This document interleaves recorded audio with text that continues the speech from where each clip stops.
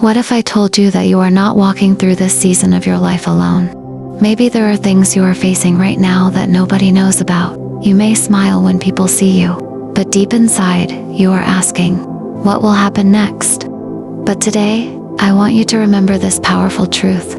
You are never alone. Psalm 23 verse 1. The Lord is my shepherd.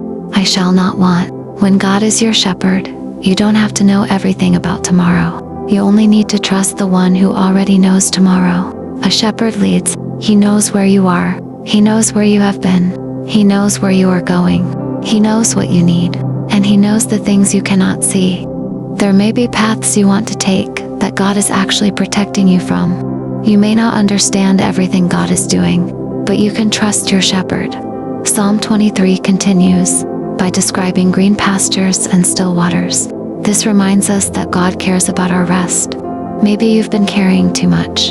Your family, your responsibilities, your future, your finances, your unanswered prayers.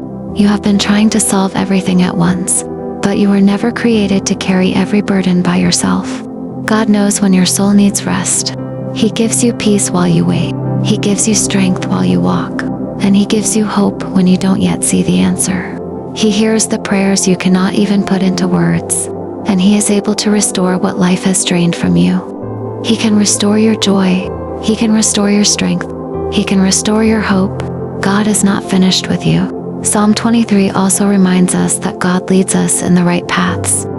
And sometimes, we want the destination without the process. We want the promise without the waiting. But a shepherd leads one step at a time. You may not know everything about tomorrow, and that's okay.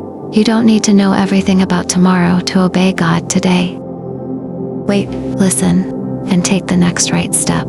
Your shepherd knows where He is taking you. So, stay calm, believe the process, and you will be glad you wait. If you believe, comment "I will wait on the Lord." Stay blessed.